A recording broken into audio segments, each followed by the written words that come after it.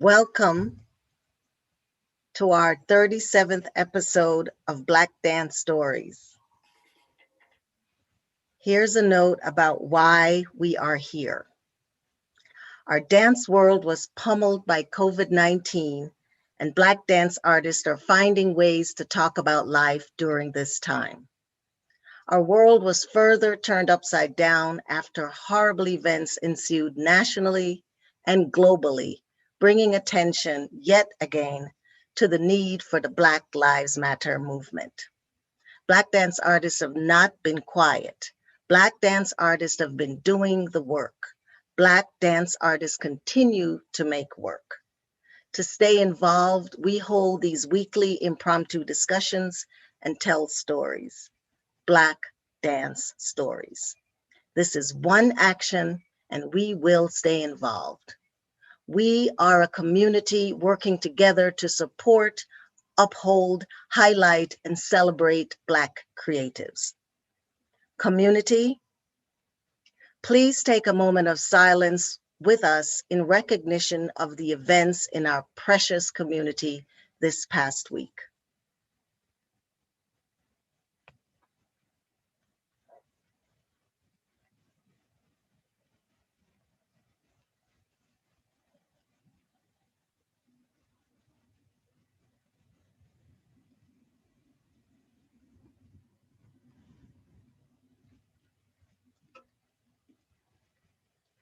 Thank you, and thank goodness for art. Tonight is our 37th episode of what we hope will be many Black dance stories told in the artist's own voices. Tonight it's NIC Kay and Alice Shepard's turn. Please meet some of our BDS family. I will go first. I am Charmaine Warren. I'm a light-skinned Jamaican. I'm the great-granddaughter of Ida Boyd, granddaughter of Solomon Goldson and Ruby Chapman, and one of 9 children by Theophilus Warren and my 95-year-old mother, Pearline Warren, who lives in Jamaica. I am the aunt and grand-aunt of 25 plus nieces and nephews at last count. I am a non-disabled Black woman. Now and forever, I promise to acknowledge those who came before me and have toiled to make it possible for me to be present on this land. Today, I give homage to the Native people by acknowledging that I live on the stolen land of the indigenous Lenape people, now known as Montclair, New Jersey, with my husband, photographer and graphic artist Tony Turner. Our daughter, Ashay Turner, a Black ballerina with locks, is in her junior year at Boston Conservatory. I have locks that are pulled back and fall to my shoulders. I'm wearing a blue turtleneck and large beige hoop earrings. Behind me are photos of our family, a large plant, a lamp, and African masks. Happy Black Dance Story Thursdays, BDS family. This week means so much to know that community is here. We love you, we thank you, and we hold each other up. I pass it on to Kimani. Thank you, Charmaine. Thank you for hanging in there with us, everyone. The importance of acknowledging our familial and dance legacies is an essential tradition, and in keeping with the tradition, I recognize my Indigenous brothers and sisters as a first step in moving toward action. With profound respect, I honor and acknowledge the Lenape, whose stolen land I am zooming from, currently known as the Village of Harlem. I am a Black, non-disabled woman, and I live with my 10-year-old son. I am sitting in my dining room surrounded by white walls. I have golden hair with close natural curls. I am wearing a blue, gray, and white sweater dress with sterling silver giant hoop earrings. I am the granddaughter of Lucille Madison, a wise and giving English professor. I teach because of her. Daughter of Ronald Augustus Fowlin, Jamaican warrior and gourmet chef, and Anne Fowlin, rebel and Renaissance woman. I dance because of them. My son Tamayo keeps me present as I witness this growing boy. I am in awe of his amazing talents and his blossoming spirit. And I turn it over to Makeda. Yay. Thank you, Kimani. Happy Earth Day, everyone, today and every day. My name is Makata Lily Nwabunkosi Margie Rose Roney. I am in this human experience as an able-bodied Black Indigenous American woman. Pronouns she, her, and they, in acknowledgement of my ancestors and spirit team that is all around me, and that is also me. I come from a long generational line of artists and energetic intuitives, both on maternal and paternal lines, the Love Roney line, which extends through so many amazing, powerful people, names, and ancestors that I send my love and gratitude to every day, even by just being here. I am the daughter of Nia Love and Antoine Roney, sister of Kojo Roney, Zipporah Roney, and Takwazi Love. All of us beautiful, powerful artists. I am Zooming from Harlem, New York, which was respectfully and harmoniously occupied by the unceded Lenape. I am a life, body, and soul alchemist in which I turn ethereal matter into what we call art, dance, movement, poetry, and whatever else my soul is called to channel and express love, light, and truth. I am sitting in my room on a love seat. Behind me is a white wall with some papers that have notes on them and a wool hanging macrame. And I have my hair in two little pigtails coming from the sides, from the top. So community is such a big part of Black dance stories. So we want to know who is watching tonight. Like this video, drop some comments in the chat, say where you're watching from, say hello, feel free to engage, ask questions, please, and share love. Please follow us on our social media. Our Instagram is @BlackDanceStories. Our Twitter is @BLKDanceStories. Both our Instagram and Twitter links are in the chat, as well as the description of this video. And most importantly, please subscribe to our YouTube channel if you haven't already, and share with your community. We have a huge goal of making it to 1,000 subscribers, and we're almost there, like so close. And we can't do it without your help and your community. So please subscribe, please follow us, and please share with your community. We have a subscriber Sunday, so look out for that. It's a day where we illuminate our amazing community and encourage more people to be a part of this growing community on our social media and on email, our newsletter. So we want to thank you for your continual love and support. Without further ado, everyone, grab yourself some wine, some tea, some water, your cup of happy, and let's cheers to Black stories. Cheers. And I turn it to Kimani. One more thing, well, two more things. Please consider donating. We can't exist without your help. Your support means so much to us, and we want to keep this going until we're back live on stage. So please help us out. And in reference to how we started the show, I want to say, in light of recent events that ignite psychological, spiritual, and physical pain to our community, again and again, we will stay vigilant. Our BDS team will continue to stand in solidarity with our sisters and brothers all over the world, with all those who want an immediate end to racial violence and systemic racism. So please, don't be silent. With that, I turn it to you, Charmaine.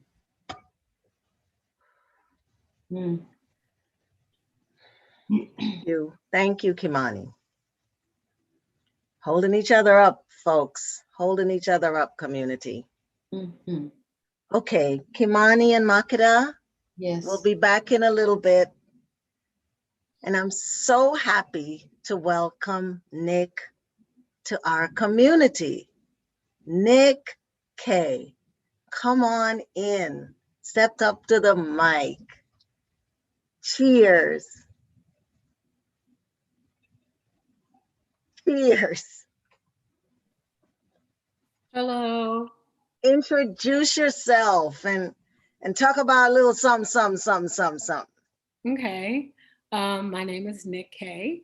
I always like to start off with I'm from the Bronx. I think that's an essential part of who I've come to be. So, yes, I'm from the Bronx. I am an artist.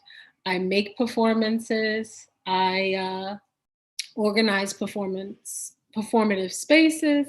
I'm obsessed with thinking about choreography. I mean, I can go on and on, but that's me. And I'm going to share some of my work with you, as well as some research materials, and then just sort of say some things that are on my mind. Hopefully, it'll be engaging somewhat. And I think also somewhat mundane, which I think is okay. I enjoy things that are just like, let's have a conversation. Yeah? Okay. So where would I like to start? I have always been really interested in what happens when bodies are together and their position and the way that power is implied and the ways in which things outside of us control our movement. That's sort of my interest in choreography. I've made a lot of different types of performances, some that have been publicly shared.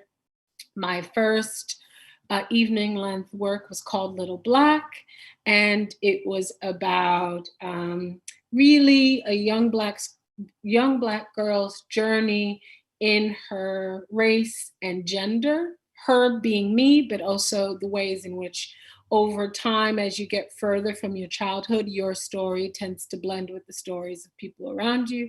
So my friends, family, my mom, sometimes there are details that I'm not sure if it was me or if I saw it on a television show. And I think that was something that I was trying to capture in that piece, and also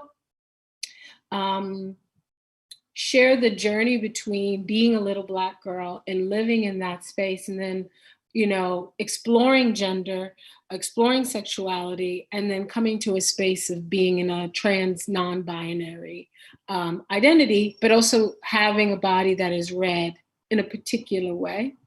And the sort of up and down with that as someone whose art is about bodies. That was really fun. Made that piece in 2015. It premiered in Chicago, where I was living at the time, and I performed the last version at Abrams Art Center during American Realness in 2018. So that was sort of my introduction. The next work, the body of work that I've been sharing, is called Get Well Soon, Exercises in Getting Well Soon, which is a series of questions about the possibility of Black performers being able to use the stage as a place of freedom, but also a place to work through complex ideas. I was really interested in Mariam Kaba's quote, "Hope as a discipline," interested in abolitionist writings and theories, and just wanted to figure out different sort of performative forms that I could use to sort of build my courage on stage and think about what spaces are stages. The first exercise in Getting Well Soon was called Push It, which is a work where I tasked myself with showing up to the performance and trying to highlight everything that comes before taking the stage, highlighting what the stage is, and also what the expectations of Black performative bodies are. So that was sort of where I was starting from. What it looked like was me in a Galaxy bodysuit, Black sneakers, white nylon sort of threads tied to my neck. There are about 20 clear helium balloons and then one disco ball balloon, in which I wear. Typically, I start at a location outside of wherever the venue or the stage is, and then there is a walk towards the venue. The walk, depending on where we start, can be an hour, it could be 15 minutes. I try and start in a place where Black people will be. So maybe that's a Black neighborhood, maybe it's a corner, maybe it's a shop, depending on what state, what country, that all fluctuates, right? So that describes that piece. I like to talk a little bit about what I'm working on now, which is really embedded in the research that I do. So I'm really obsessed with watching Black people dance.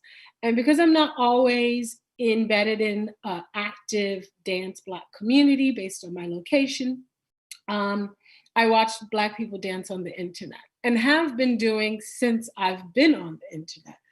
And I have just really intrigued, one, with how we build communities, how we recognize ourselves, the ways in which Black dance has grown, and the ways in which people have shifted, how they work together and how they share based on internet culture. I am excited about returning to videos that I saved in 2007 on YouTube and trying to figure out what the progression is to a place now like TikTok, right? On YouTube in 2007, you could upload a video that was 5 minutes, and you could upload a video with not the resolution that we have now, probably with the camera that wasn't attached to your phone. It was a very different time. So what started off as just watching videos of Black people became more of a search of, why are we dancing? Why are we sharing it on the internet? What is the internet doing to our bodies? How are we shaping our movements? Also, how are we making transcontinental, connections that previously took decades, not thousands, but hundreds of years, right? Thousands of years, hundreds of years to travel, right? From the African continent to the Caribbean to the United States, in this sort of lineage of Black dance. But now, in the last 20 years, last 10 years with the internet, there's so much shifting and changing, but also a lot of parallels in terms of the ways that Black performers are treated online that mirror Black performers' struggle for autonomy and credit and space. So with that said, I'm going to show you two early videos quickly. I don't have that much time, but 2 early videos. Am I good? Yeah? Okay. Yeah, So I'll show this is your time. Come on, Nick. Thank you. I mean, I'll take up all the time, but Oh, well, then there's that. So I'll show early video on YouTube. That's one of my favorites. I'll show you one of the only videos I've posted on YouTube. I usually would post on Facebook, but I'll show you one I posted on YouTube. And then I'll talk about how I have taken that idea and sort of pushed it in a different direction. All right, so let's do it. Cool. I'm gonna start. Okay. Wait, we get some singing in between? Just one of those moments where you hear a little tune. So this first video I'm showing on YouTube was uploaded on November 25th, 2007 by Digital Dope House. And they have about 2,642 and 71 views. So, I mean, we could talk about that, what that means in relationship to the last, how many ever years. But yes, it's one of my favorites.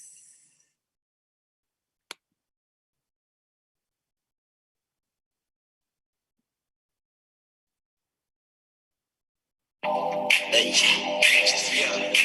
remember back in the days, man. And I too high, feeling good though. Too high,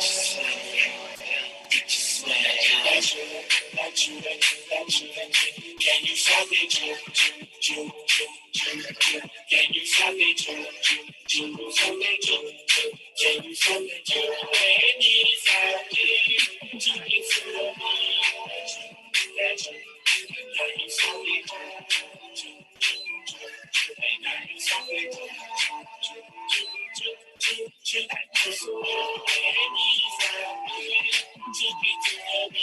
Just might be the sexiest thing up in the club, and I'm just trying so damn hard to get you up, to get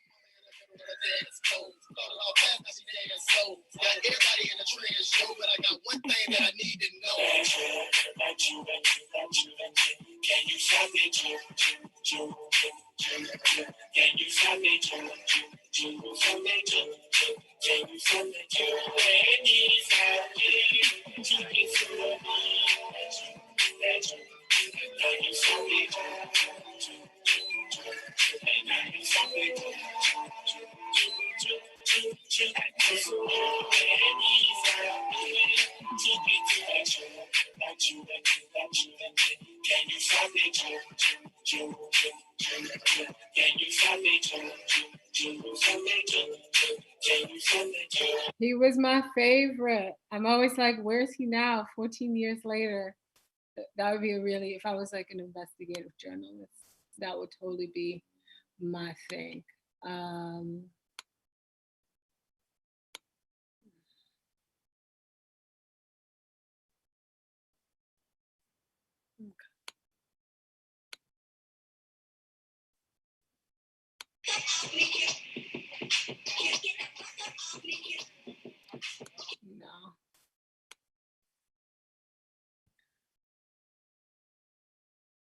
So I'm jumping from Miami in 2007 to New Jersey, 2016.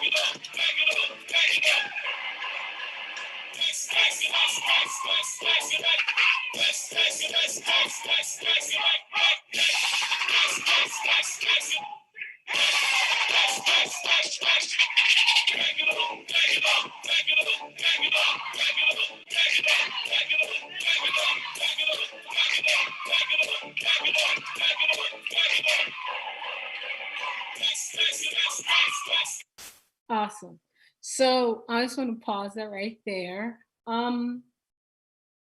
So at the time, I wasn't, like I said, in a community of Black people who were dancing all the time. So a lot of it was about this longing and this sort of like desire to be in conversation in ways that were familiar, right? Like I grew up learning movement and learning community through movement in church and with friends, in school, with family. And it was something as an adult, as I left my family, I was in queer community that was just a different type of sociality. I was dancing more in parties and at clubs, which is wonderful, but it's not the same sort of, I would say, practice, right? There's a culture of practice and I think coaching and competition that is involved in this sort of cipher culture, right? That's being recorded, but also what I'm talking about now, which is sort of the cipher culture of,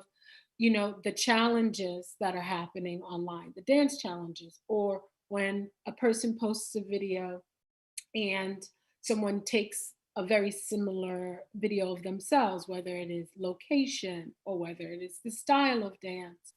And what happens when something that started in Miami in 2007 takes off in Japan and then comes back to the States, and it's a different sort of delayed cipher format, but nonetheless, the same sort of energy transference, in my opinion, is happening.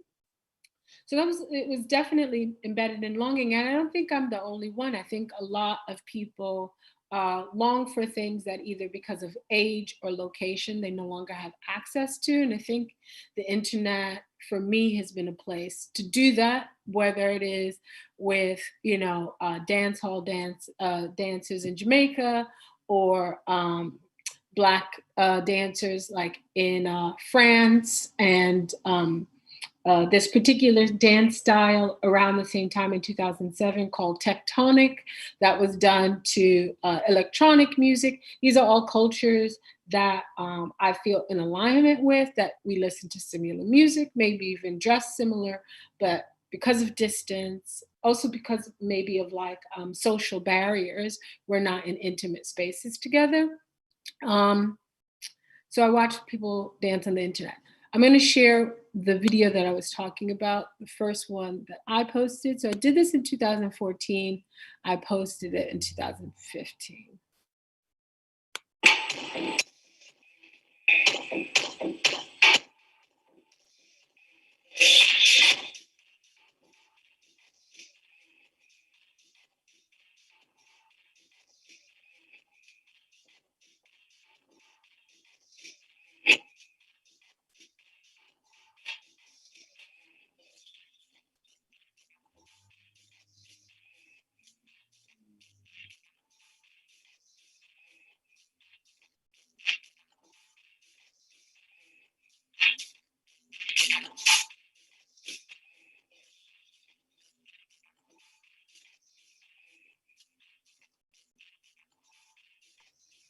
Can you turn it up, Nick? We can't really hear it. We can't hear the sound.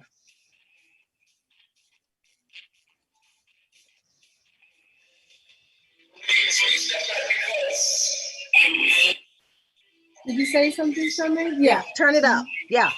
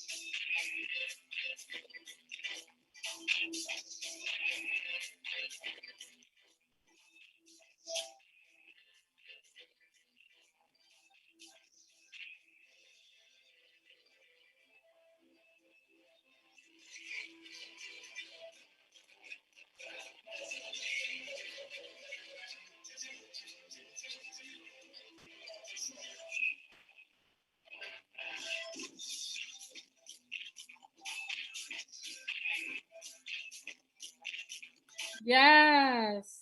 I like cheering myself on. Ooh, ooh, ooh, ooh. I scared my baby. Oh, perfect timing. Oh. I scared the baby. Hi, Samar.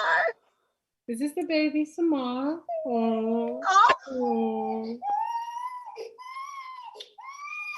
While that's happening, I'm going to show you two most recent videos. Okay. Everything's okay, baby. I'm showing some videos. Yeah, it was very loud, I know. So, and we couldn't really hear it. But I know. That's how it goes, right? Yeah, so that's how it goes. I am showing a video from last spring, and I'll talk about a little later how what I've shown you progressed to these two videos that I'm going to show you now. There is no sound in this video. Okay.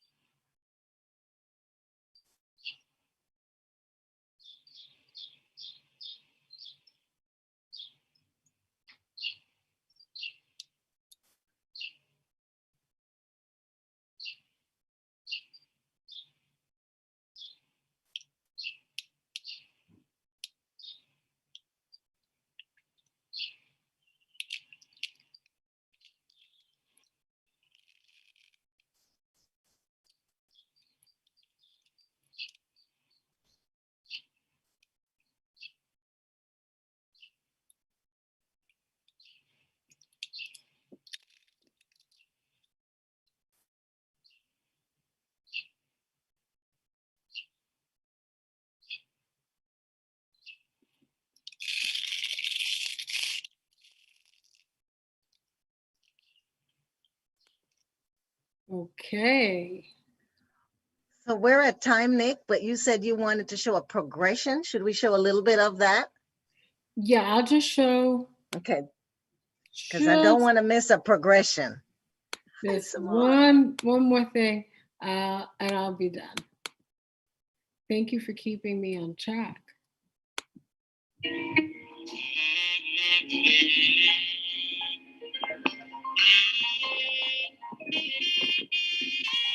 I'm going to start at the beginning, and we'll end when we'll end.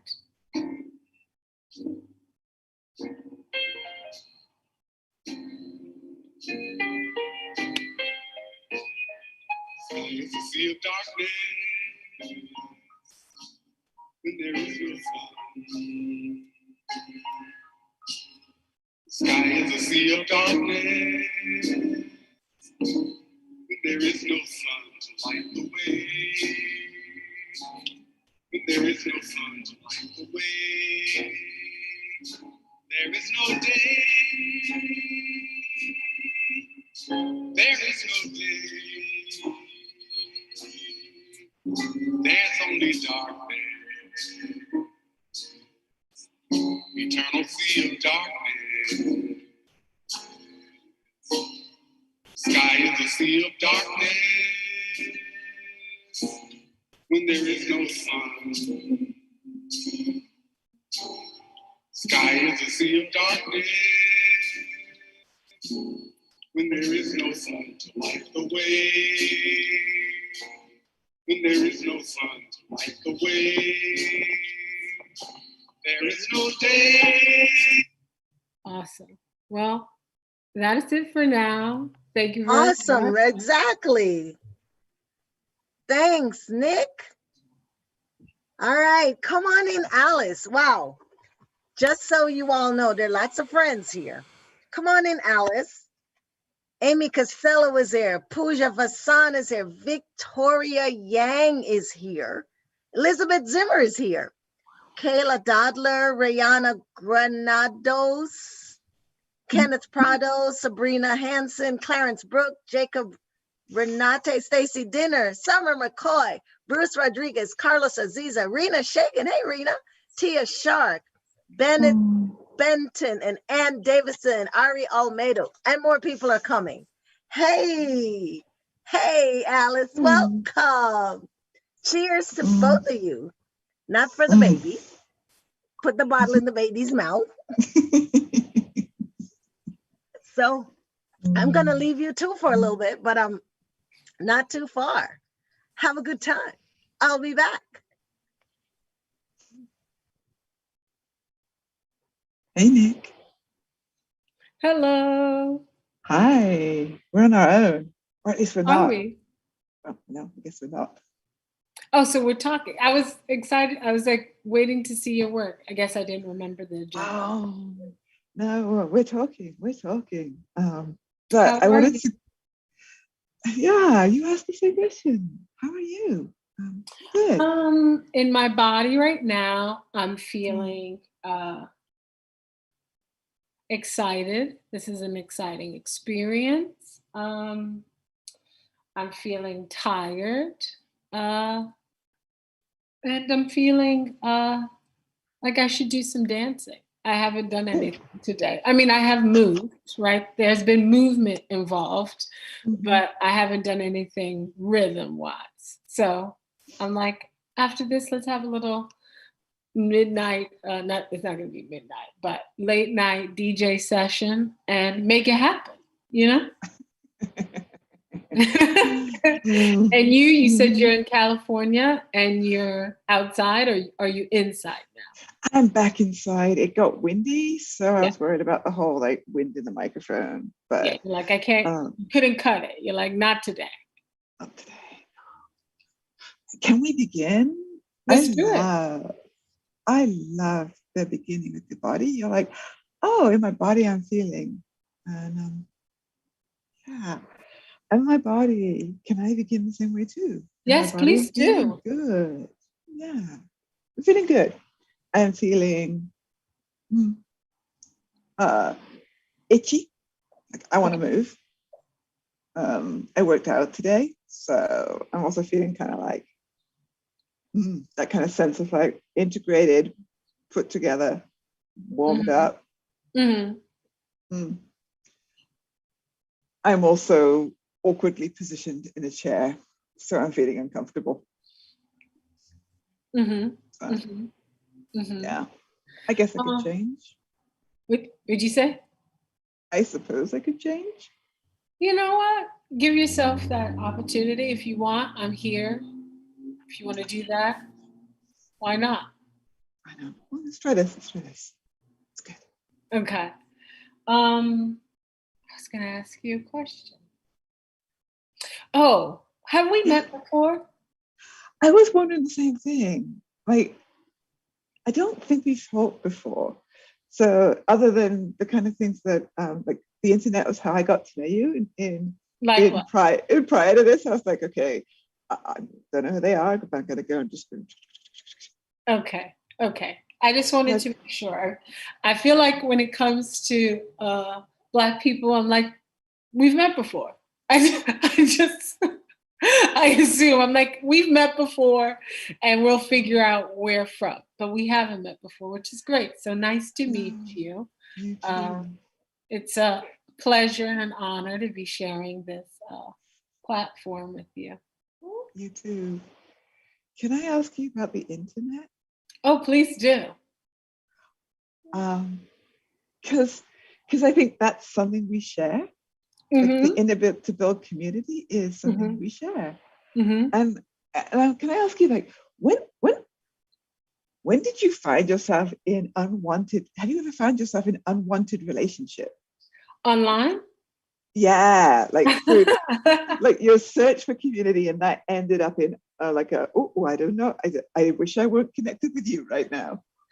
I would have to say that I came of age on the internet through like a skepticism. Like the way that I was introduced is that the internet was only for like deviant personalities or something, or like just it was like skeezy the way that I was like told the internet was. So I always had like a very cautious, like no one is real.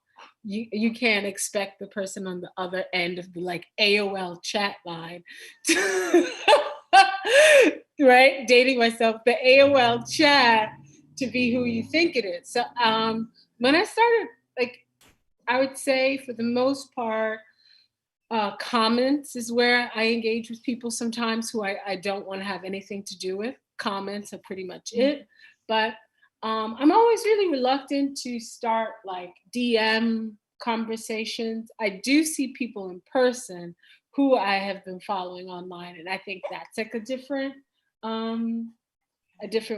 like navigation. But yeah, does that answer your question? Unwanted relationships? Was that it, or did I take it? I don't know. Well, we're going where it just goes. You know, Yeah. we're just going where it goes. Yeah. You know, because I also experienced that longing, that kind of. That's the thing that I think the internet answered for me, both for good and for bad. Or the thing I tried to answer with the internet was the longing. The connection and the longing for community and that kind of longing is just so definitive of my dance experience. Like, you know, there's a movement experience, but the emotionality of my dance experience is all tied up in the longing for home and the longing for connection and the longing to be part of the world. And I hear that. I think it's a through line for sure. I think there's a lot of melancholy as a part of that. And I think in some ways it has to do for me with how I exist as like my personality, but also like in how I experience my Blackness, how I experience my queerness, how I experience like my non-binary gender.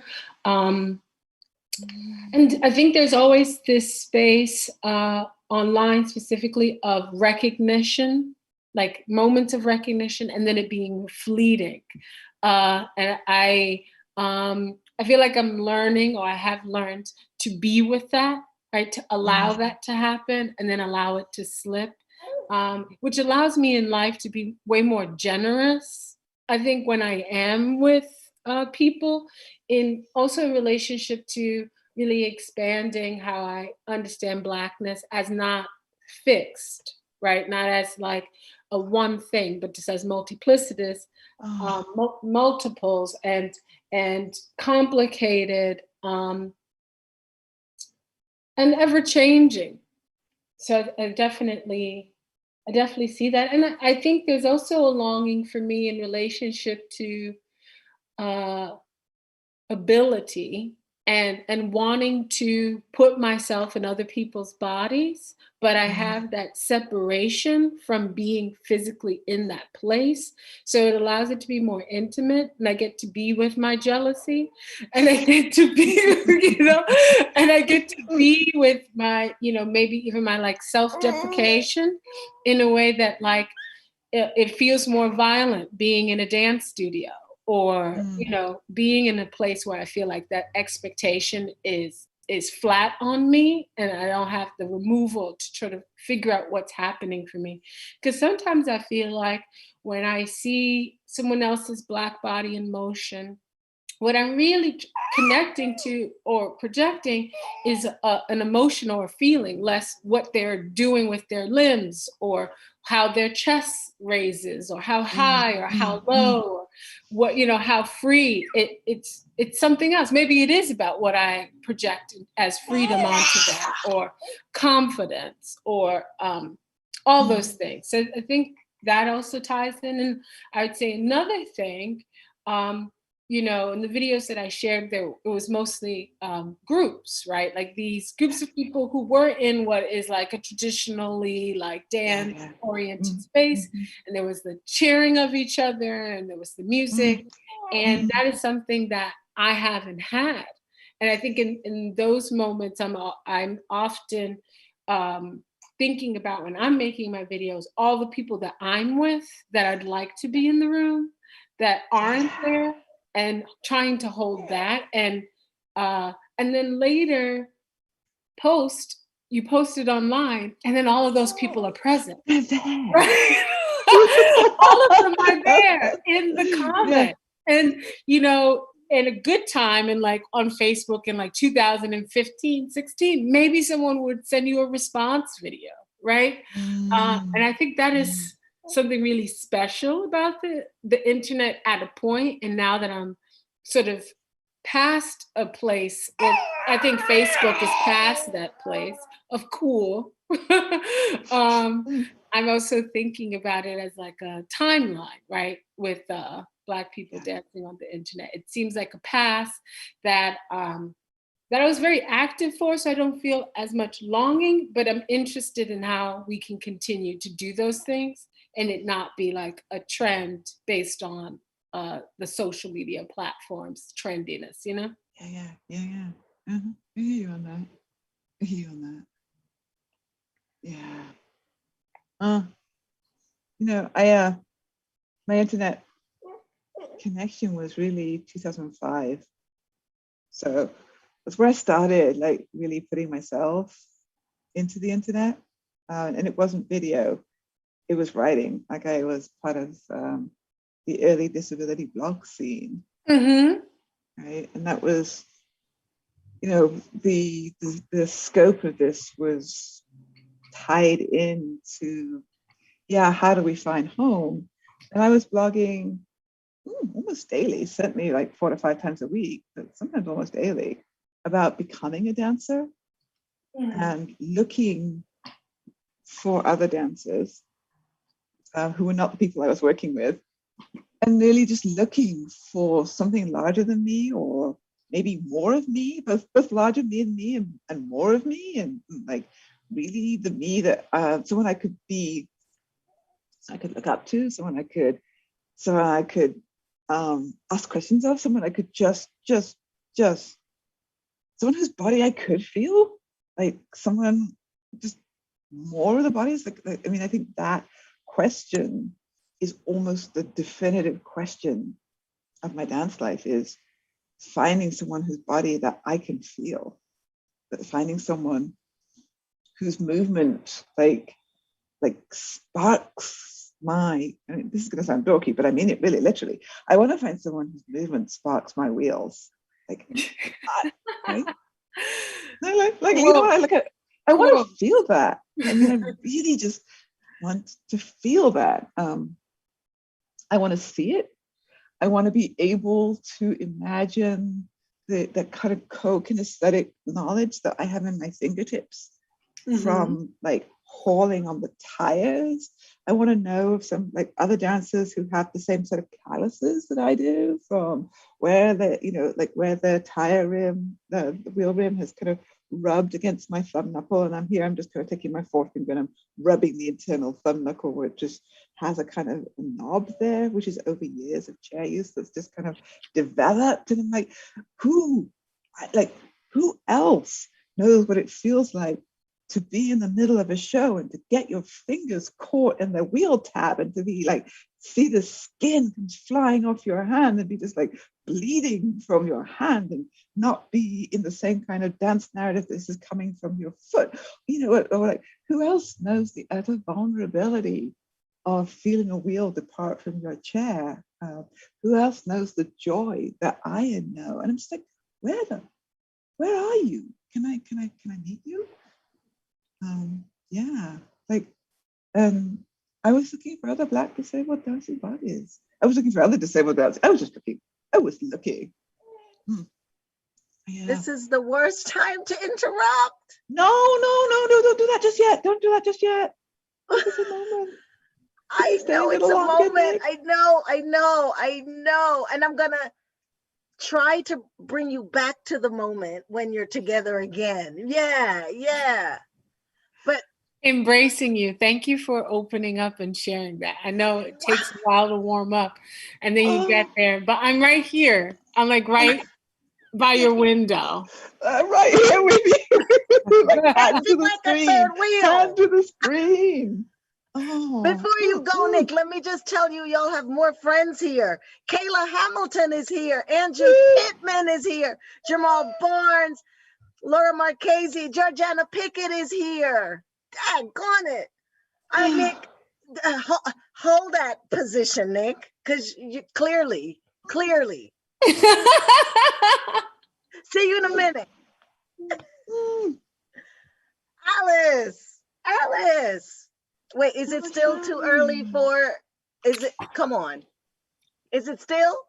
It is. It's 4 o'clock here. Okay, Alice. Cheers you with know, some water. I'm toasting you with water here. But soon. When it gets to 5, I'm pulling out the red wine. But for the moment, we're still I hope water. it's nearby. It's nearby? No, not yet. We have to make a trip to the kitchen. Okay. Nice to have you, Alice. So good to see you. Introduce yourself and the floor is yours. Ooh. Hi, I'm Alice Shepard, and I'm a Black disabled dancer and choreographer. And the things I want to share to you today are some of the questions, the feelings, the things that haunt me in my dance practice. I want to share some of the things that, the story maybe of how I got started, maybe some of the questions that anchor that, and some of the rubbing points that are both rubbing points, and here I am just rubbing my hands together, feeling my palm and feeling the skin. I want to share with you the rubbing points and the questions that drive my practice. So let's start by beginning, because it's a Zoom call, and there are just ways to begin on a Zoom call. So let me begin.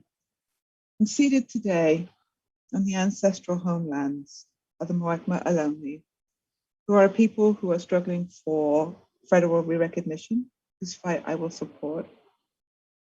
I am sitting on a land that is in extreme drought. It is the land of Silicon Valley, with all of the damage that Silicon Valley has wreaked. The internet is not a neutral thing. I pay respect and honor to the people who have stewarded this land. And I promise to do my best to, in the search, to take care of it as well. I honor the people whose elders took care of it, the people who live on it, and the people who will come.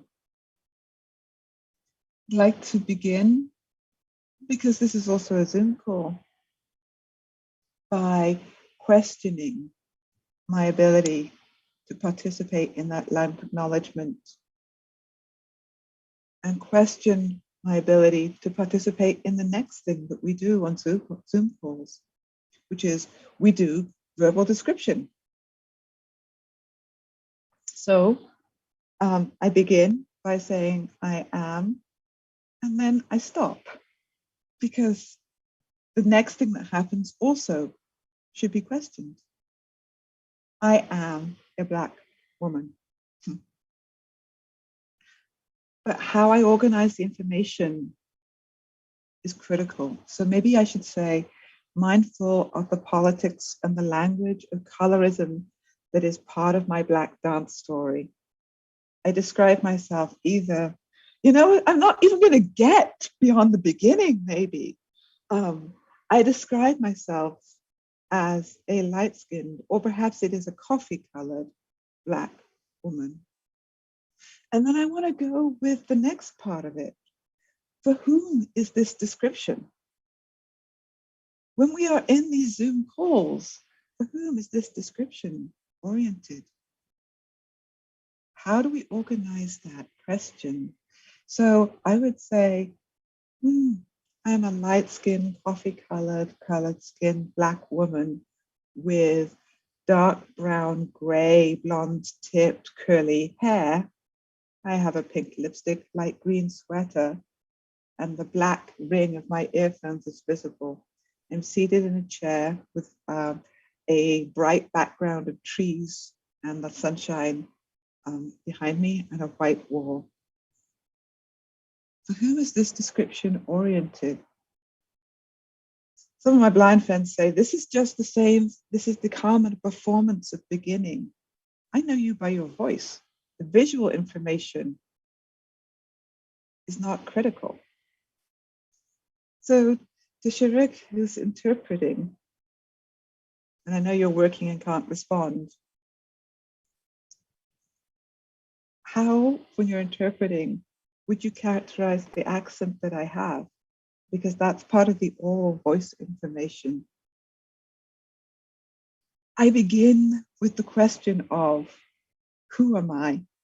And how am I connected to the communities that I begin to name as mine?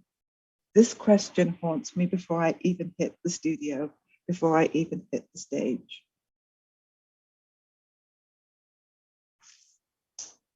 I'm my mother's kid. And oh,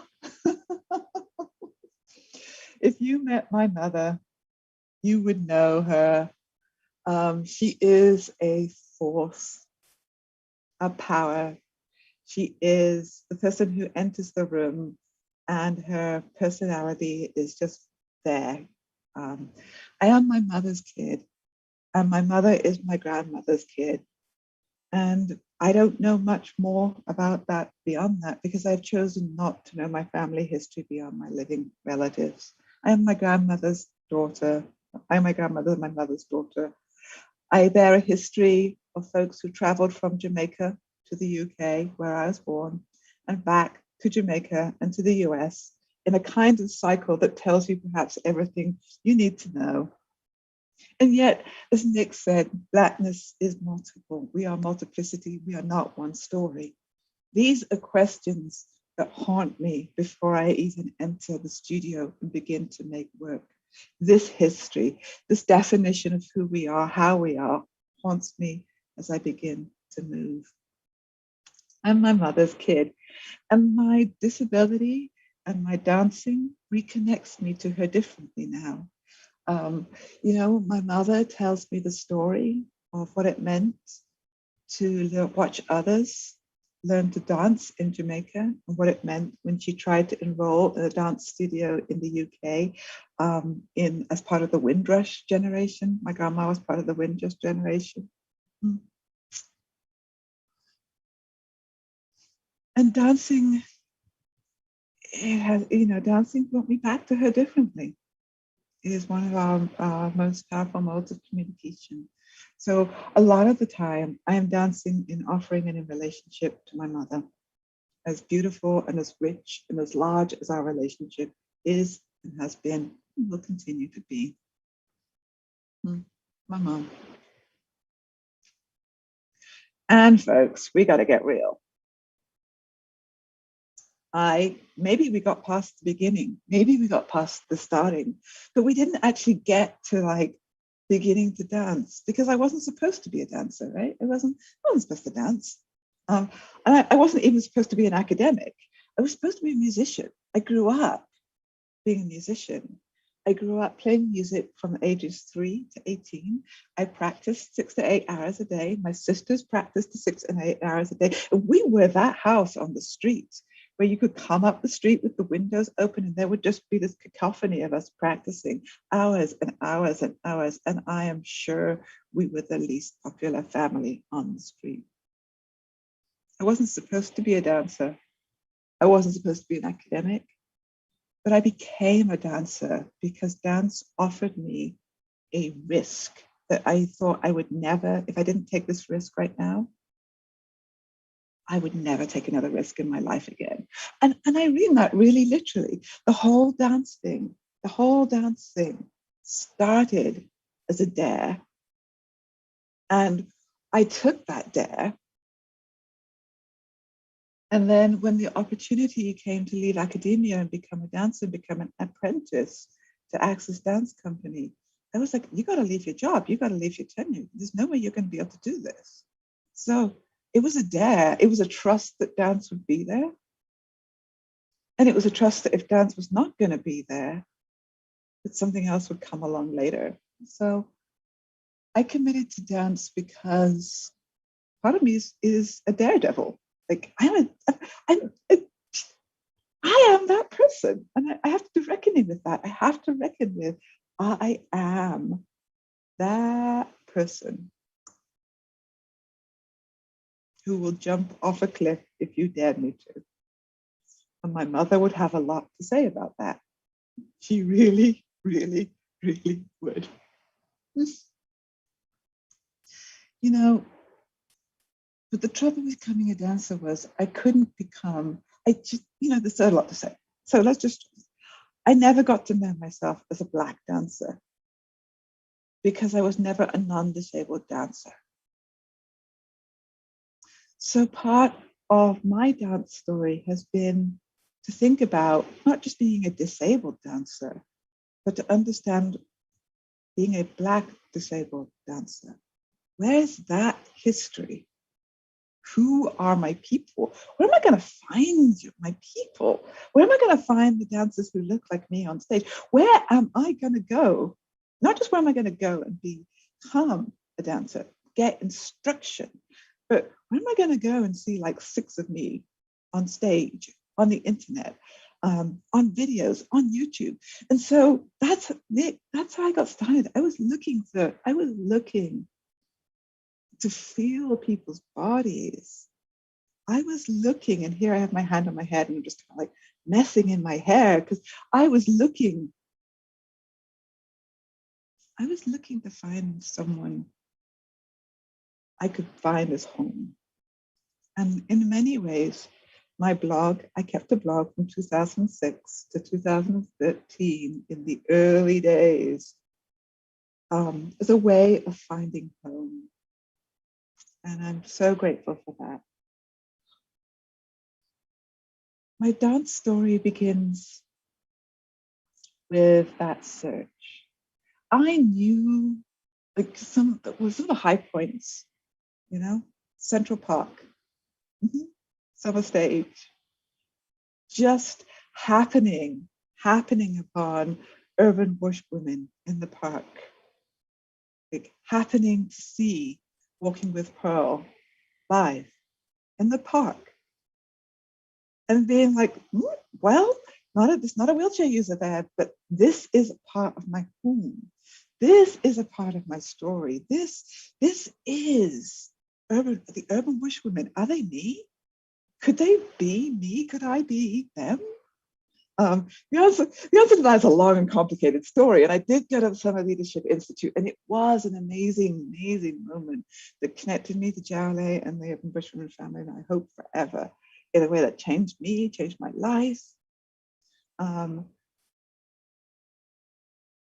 that was my first recognition, first moment of home, the Blackness that made sense to me,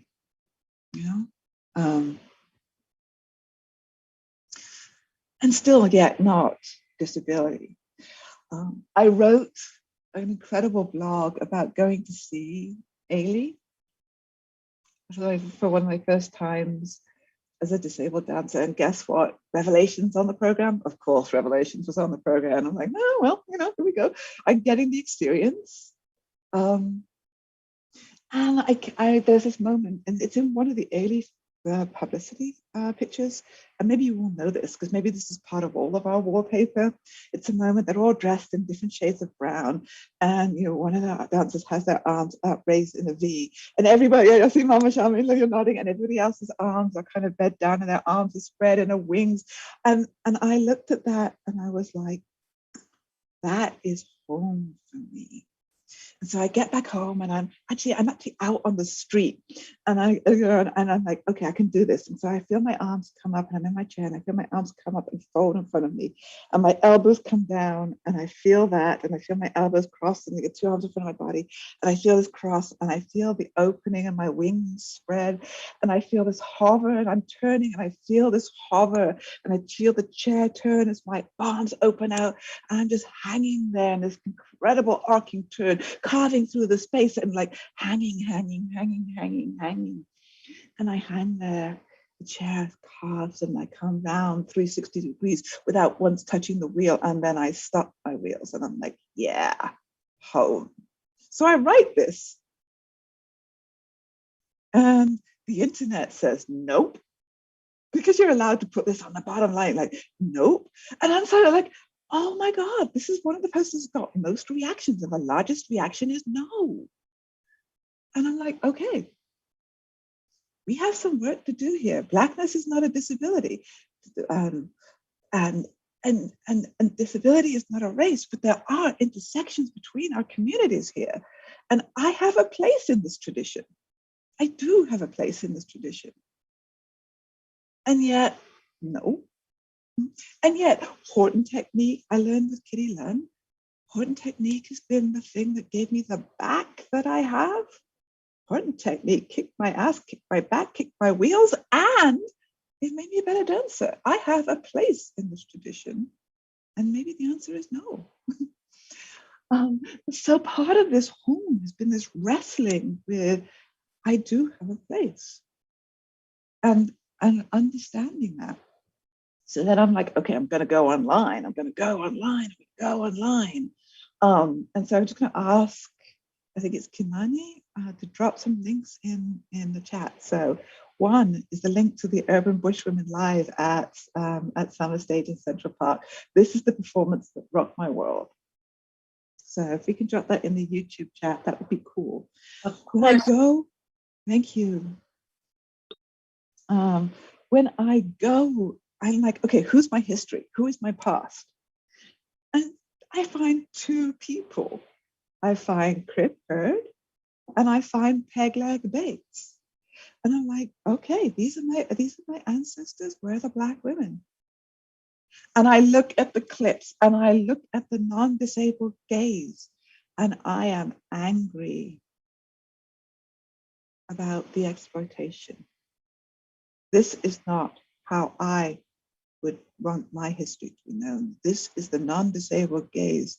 This is the non-disabled white gaze exploiting these dancers. And these are the resonances, the traces of our history as Black disabled dancers. So I'm like, okay, well, that's part of my history. That's part of who I am. That's part of where I am. It's not what I want. So I sign up for an African roots dance class. You know, and I've been through some stuff here. Like, I've been through some stuff where I have been to class and they have posted security guards outside the class door, at the studio door, because I'm a risk to the dancers. So they have posted security guard outside to make sure that I don't do something that might injure the proper dancers or set off trouble or whatever it is. You bet I didn't go back to that studio again. And the instructor says, okay, I didn't recognize my class of people because you were in the class. And this is an open drop-in class. I didn't go back to that class either, because to not recognize the class because I'm showing up, like to think that you have shown up in the wrong place because you saw a wheelchair user in your class, I didn't have a place there. So this longing for home. The internet gave me the wheelchair shorty. And I studied the wheelchair shorty, and I studied that wheelchair shorty. And I was like, that isn't how you use a wheelchair. Like, there's a technique to it. That ain't it. And I'm just like, no, really? I'm just like, okay. I can't get a job as a disabled dancer. There are companies, I think, to Mary Shuana's body remix variation of disabled, like non-disabled folks on point pushing walkers and crutches around. I'm like, your technique sucks. I can't get a job and your technique sucks. This is appropriation of my movement, of my life, my body. It's cool when you do it. It's not cool when I do it. And so this kind of place, this kind of home, where is a home for me as a disabled dancer? Where is the home for me as a Black disabled dancer? Who are my people? And I struggle with that. My story begins with the questions of who am I? Where are our stories? Where are the records of our stories? Where what does our history show? And how do I find you? How do I find you? Are you there?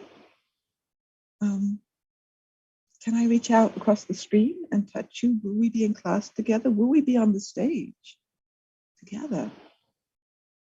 You know? I just want to know. So this thing,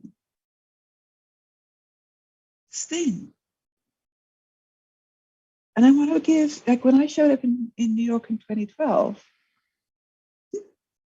to try as an independent dancer, I'd left Access. I was like, okay, I'm going to go for broke. I'm going to go out on my own. You know, Urban Bushwoman Family, Maria Bauman, Marjani Forte. Thank you.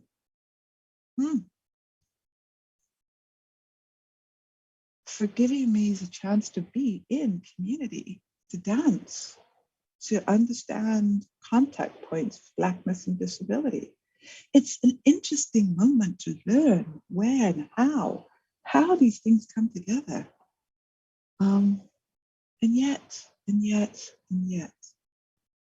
So I think about all of these moments because I go into the studio with these questions. I go into the studio making work to think about, like, not just will I be on stage, but when I'm on stage, will what I share with you be accessible to other disabled people? And that's where the conversation really is right now, right? It's like, it's not just about putting out the image or the video. It's like the work of, if I am on stage, that's inclusion. If I am on stage and I am able to share my work with you in an accessible way, and not just in a retroactive accessible way, where it's like, I describe it, but if I am able to actually create the encounters of the art, that's justice. And that's the work right now. That is the conversation. It's like, it's beyond me. It's about this connection of all of us to making sure that the work gets the work, to making sure that, you know, I am not just, so why am I not sharing the videos today? I'm thinking about this. And I was like, I don't want to share a video of early Alice, in part because early Alice was kind of, you know, the early, there are pictures. There are pictures and they just make me wince. But I haven't made the early work accessible. Like the early videos, I haven't done the access work on them. So I feel like I can't show them, because to be connected into community is to also be aware of how that stuff happened, and to be able to show it in an accessible format. And so part of what's my next set of work is to go back and to make my past accessible, and then to make it literally available.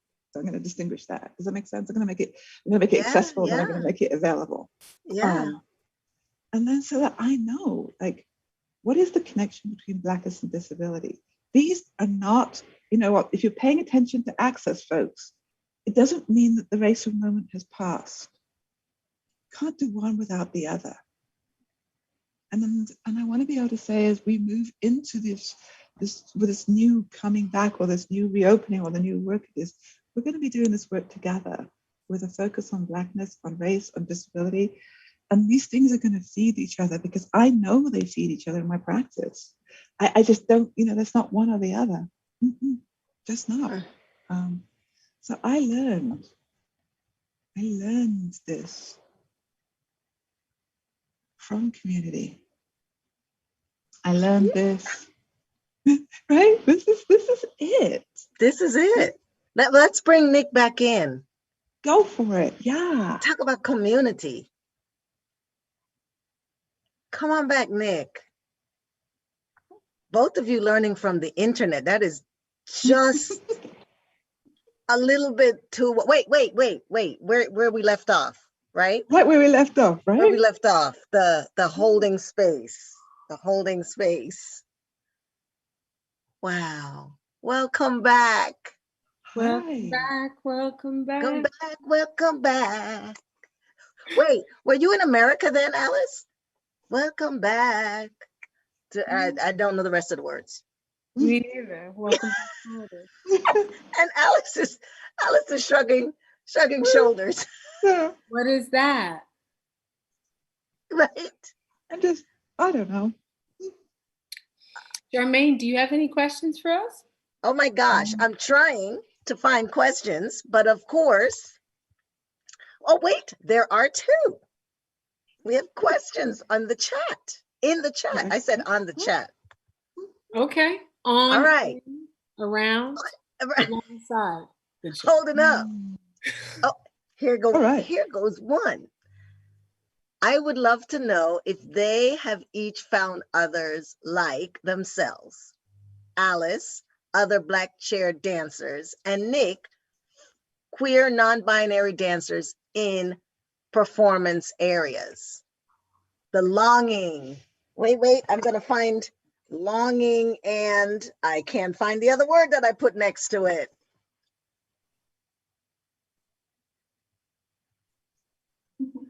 Who wants to go first? Not me.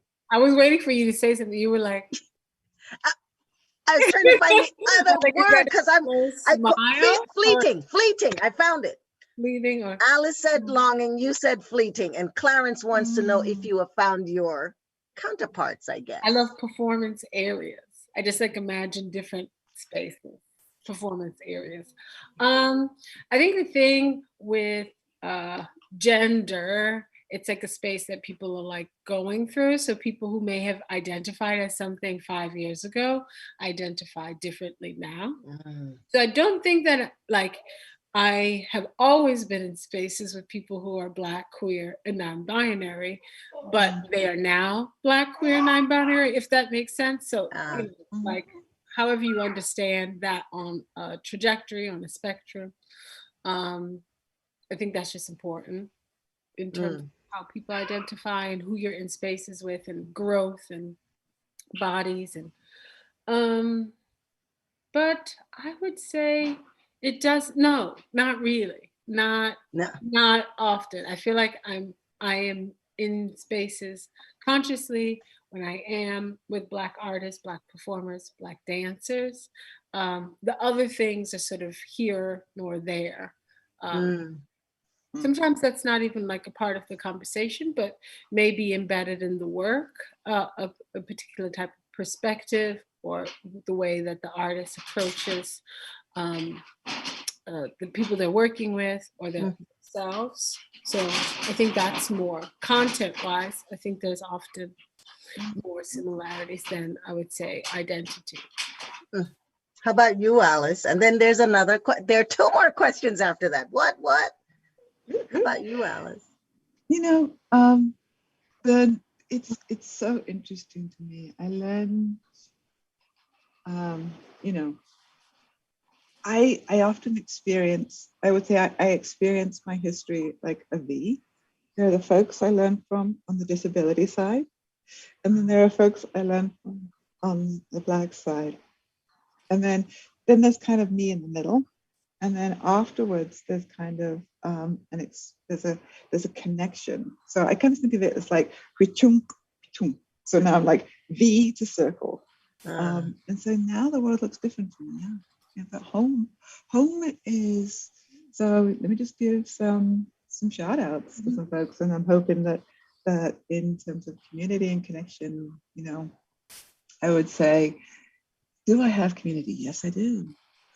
And that is just wonderful. And I want to also just put a limit on my frame. Like, this is the concert dance world, and there's a gap between the concert dance world and other dance forms.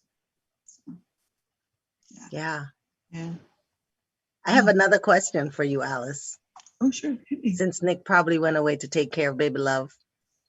Edisa is here. I didn't even know. Edisa is here. Oh my gosh, Edisa. Baby, okay, Nick? Hi. Edisa says, you are innovating and educating. Are you interested in creating workshops in which you share and teach your practice? I would like to ask that of Nick also. Mm.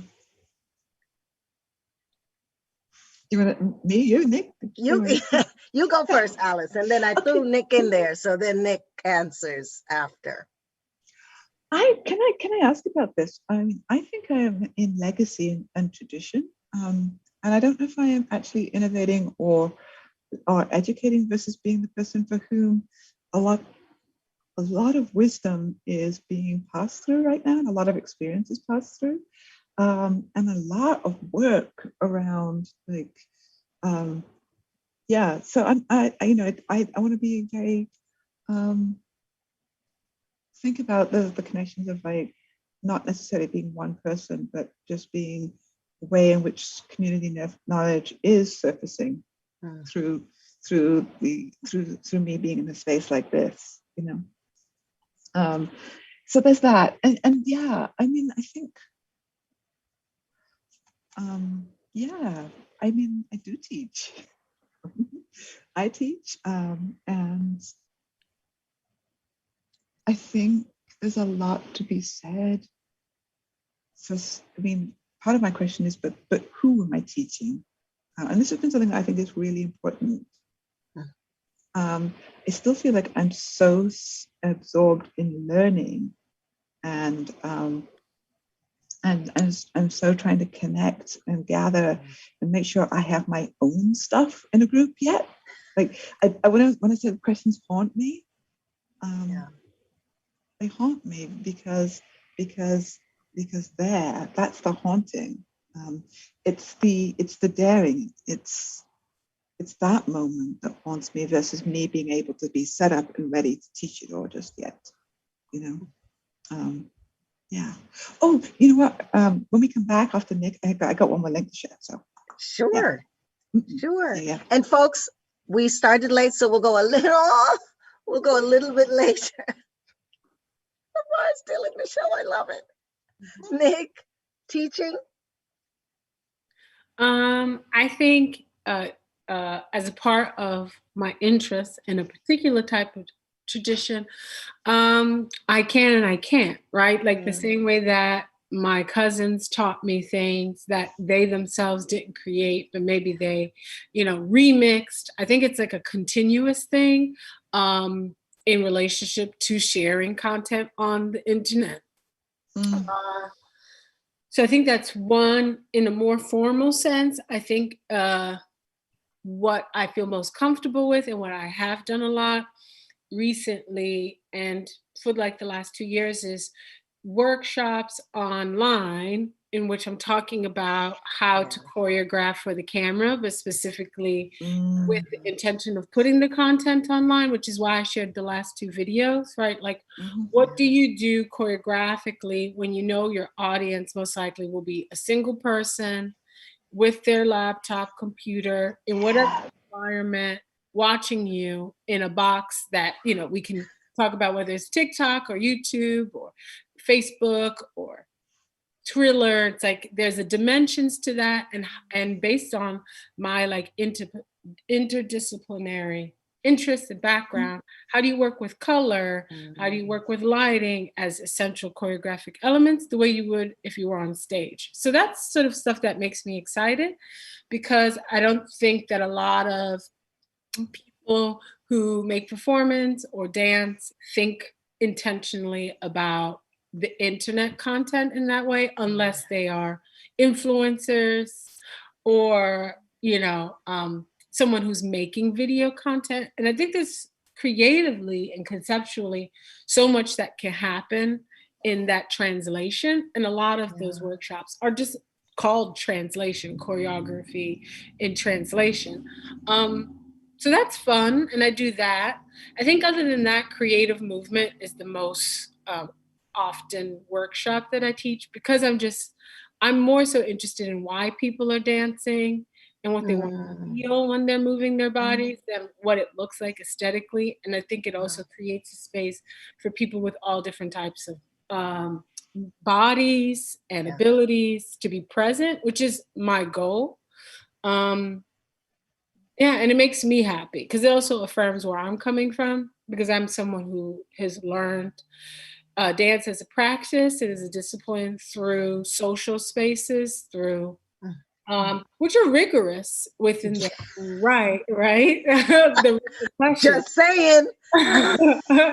They're rigorous and there's serious repercussions, but less formal in relationship to the progression, right? Like of where you begin and where you end. And I like that, and I want to uphold that. So the answer is yes, and all the things that I just said. Alice, did you want to follow up with that? And then I think one more, because we don't want to keep everybody all night, but I think one more.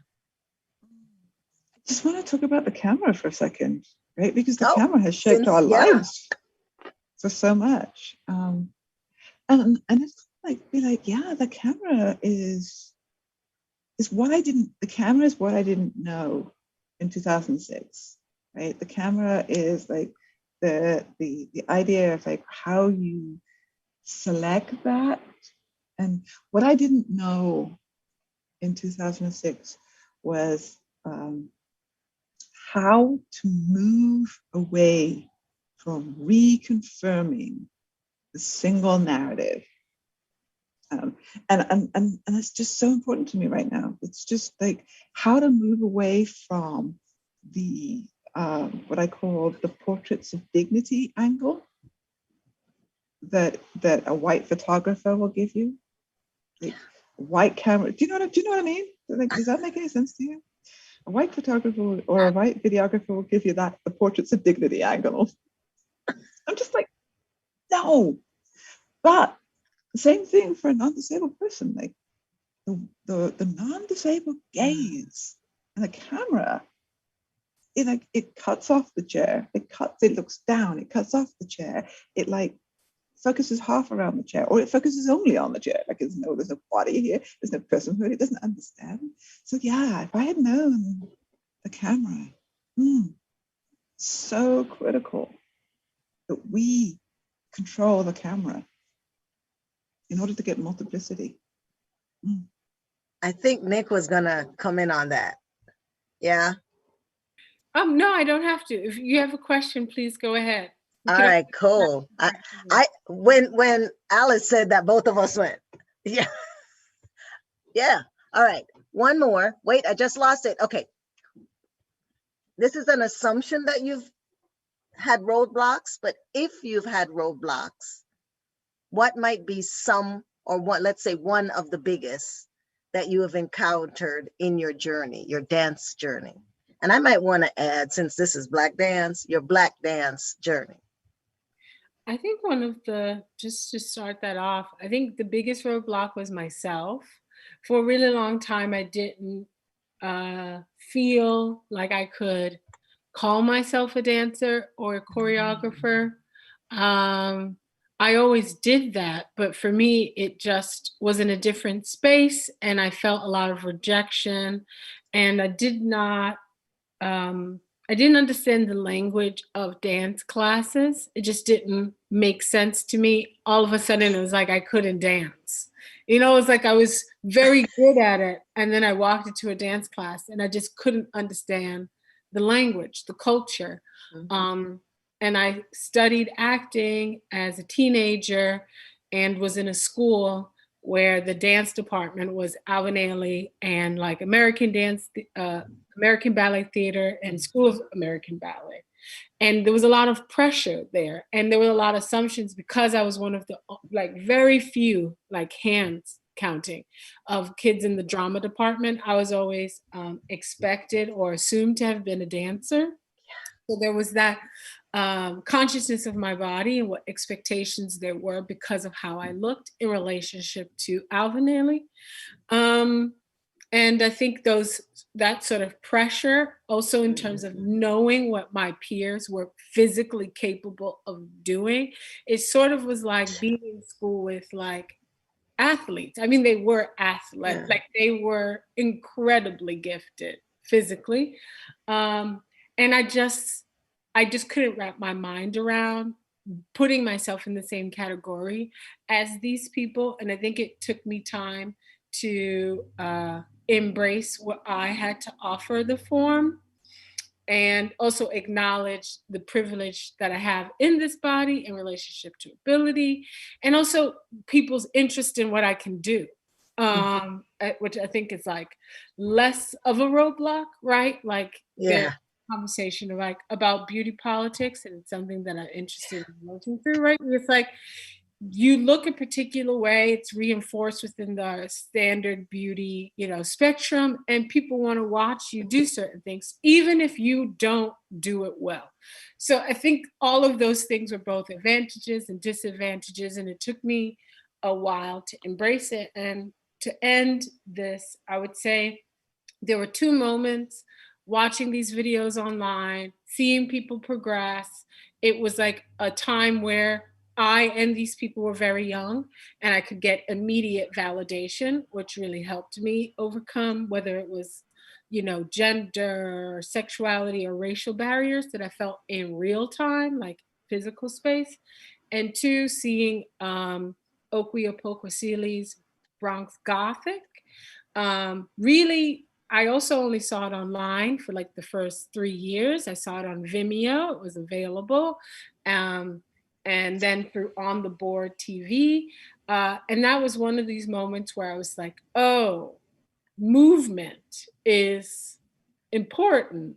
And that can either be something rhythmic, you can move in and out of a rhythmic tradition, but you could also just be in your body.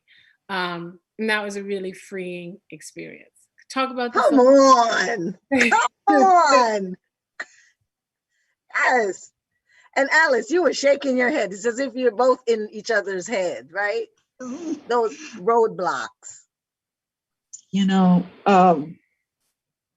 I'm just going to start with Okwe again, if I can. Yeah. Because I saw she sat on Urban Bush Women with the drumming of the heels. And I'm blanking on the name. So please, someone can remind me the name. Please just drop it back in the chat. And I was like, I couldn't wait to get out. I had to get out of that auditorium right then, because I knew that I could pick up that thread of tradition and I could just hover and I could drum my castles again and again and again and again and again and again. And that would be a mark of virtuosity. And that, but I knew that was a place for me that I could be in my body in that very same way. I could barely wait to leave. I was so on fire. I was so physically on fire. I just needed to just be right out of that show, just immediately. The biggest obstacle for me is that I am constantly having to choose. It is very easy for the world to see me as a disabled dancer and choreographer, and to know that the things that we call disability are often not marked as white disability, they're coded in a way. And to, I get invited to do a lot of speaking work about that, but disability is lived differently, experienced differently, coded differently, tracked differently in BIPOC communities. And the biggest roadblock I have ever faced is shut up and dance, where where the disability is explicitly on the table, but the race is not. Damn. Somehow or other, yeah. Shut up and dance. Yeah. That line, disability is on the table, but race isn't. Oh my gosh. So we are way past time. Just wow. Thank you. Just wow. Super wow. Super wow. Nick, Alice, did any shout outs? Did we forget anything? Anything coming up? Anything you want to point our audience to? I guess I could say I have an opportunity to share more, I guess, formulated something like this around Black people on the internet this summer and this fall. So look out for that. working through that, sharing through that. It's exciting. So you'll find me on the internet. Yes. Alice. I am proud and intimidated and shy to announce Kinetic Light is revealing a film on All Arts TV and on actual physical TV. Like, who does physical TV? Yeah. But we're going online on May 11th. And this is a moment of, showing some of the, this is a moment of Blackness and disability. What I hope will be part of the ongoing conversation around Blackness and disability in dance and in my work. So, but for the most part, come see us fly. There you go.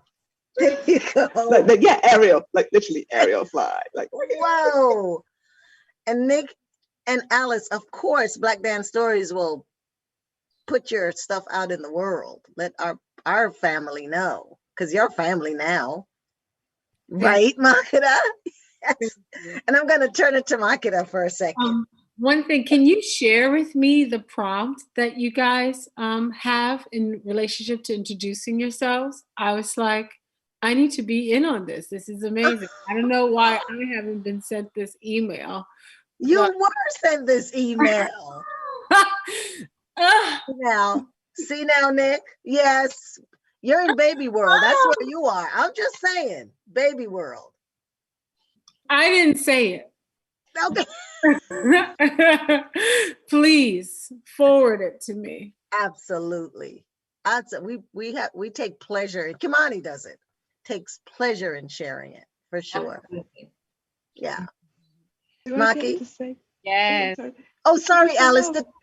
Do I get to say thank you? Or at least to be like to you and to Nick, and do you get to say thank you? Yes. Thank you.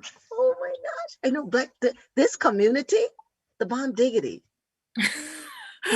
Bomb Diggity! Oh, I love that. Bring that one back.